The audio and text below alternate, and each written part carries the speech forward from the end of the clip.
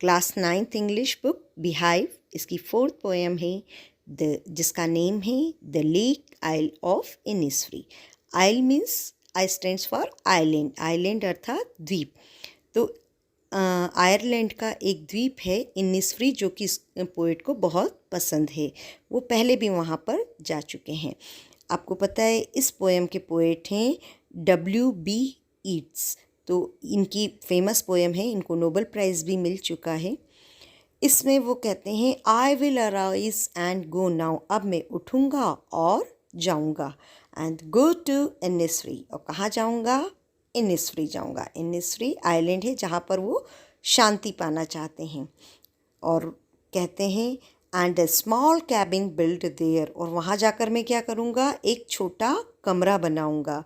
और वो कमरा किसका बना होगा? ये वो आगे कहते हैं कि वो कमरा कैसे बनाऊँगा? Of clay and wattless made, clay यानी मिट्टी का, और वॉटलेस एक स्टिक होती है जिससे फेंस या दीवार बनाई जाती है, उससे मैं अपना एक वहाँ पर रूम बनाऊँगा। 9 beans rows will I have there, वहाँ पर मैं खेती भी करूँगा, और कितनी रोज़ होंगी बीन्स की? 9 रोज़ होंगी। साथ में और क्या करूँगा? A high for the honey bee, एक मधुमक्खी का छत्ता भी रखूँगा, क्योंकि पोएट को मधुमक्खी की आवाज़ बहुत अच्छी लगती है। तो वो कहते हैं and live alone in the bee loud glade, और वहाँ उस आइलैंड पे मैं अकेला रहूँगा जहाँ पर खुले में जो है मधुमक्खियों की आवाज़ आती रहेगी। And I shall have some peace there, और उस जगह पर जाकर मुझे शांति मिलेगी। और स्पेशली ये पोएम का उद्देश्य यही है कि प्रकृति के पास जाना और प्रकृति में कितनी शांति मिलती है ये बताया गया है।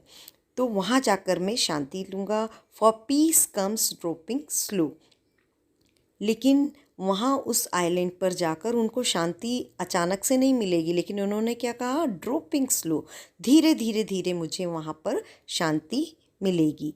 और उनकी जो कल्पनाएं चलती हैं वो कहते हैं dropping from the veils, veils का मतलब होता है एक ये पर्दा कह सकते हैं हम जिसे, ये एक कपड़ा होता है जो आपने देखा होगा क्रिश्चियन मैरिज में, या इस तरीके से घूंघट जैसा होता है जो सामने की तरफ रहता है जिससे चेहरा ढक जाता है।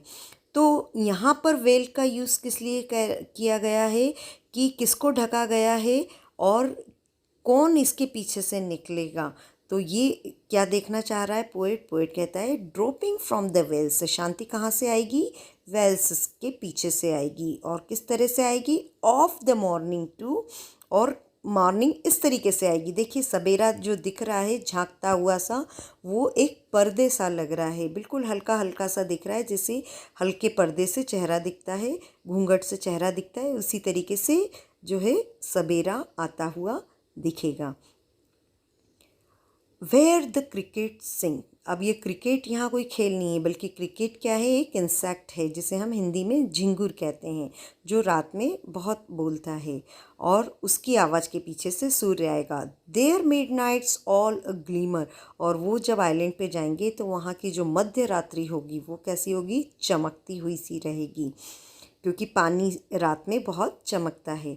And Noon a purple glow, और जो दोपहर होगी वहाँ आइलैंड की वो कैसी होगी? पर्पल ग्लो होगा, उसका बैंगनी होगा। वो किस वजह से होगा? सूर्य की वजह से। एंड इवनिंग फुल ऑफ, और शाम का जो समय होगा वहाँ आइलैंड का वो किससे भरा हुआ होगा? यहाँ ये बर्ड्स दिखाई दे रही हैं, और ये पर्टिकुलर बर्ड है, इनका नाम है लिनेट। तो वो कह रहे हैं लिनेट के विंग्स से भरी हुई शाम रहेगी। ये जो लिनेट बर्ड होती है ये छोटी चिड़िया होती है, और स्पेशली इसकी जो चोंच होती है वो बहुत छोटी होती है। इसका नाम लिनेट इसलिए पड़ा है क्योंकि ये एक सीड खाती है और उससे लिनेन कपड़ा बनता है, उसी से इनका नाम लिनेट पड़ा है। I will arise and go now, poet फिर से कहता है कि मैं उठूँगा और जाऊँगा। For always night and day, वो पूरा दिन रात वहीं रहूँगा। मतलब मैं जाऊँगा ना तो ऐसा नहीं कि जाके आऊँगा, मैं पूरा दिन रात वहीं उसी आइलैंड पे रहूँगा। I hear the lake water lapping, lapping यानी एक दूसरे को ओवरलैप करना। तो मैं आवाज़ सुनूंगा with low sounds by the shore, और लहरों की आवाज़ को कहाँ से, धीरे धीरे किनारे से सुनूंगा। While I stand on the roadway और ऑन द पेमेंट ग्री, या मैं सड़क पर खड़ा होऊंगा जो भूरे रंग की है, वहाँ से मैं उसकी आवाज़ को सुनूंगा। I hear it in the, और कहाँ सुनूंगा मैं इसकी आवाज़ को, कैसे सुनूंगा, डीप हार्ट स्कोर, अपने हृदय की गहराइयों में सुनूंगा। यानी पोइट को नेचर इतना पसंद है, लहरों की आवाज़ इतनी पसंद है कि वो अपनी शांति पाने के लिए वहाँ जाना चाहते हैं।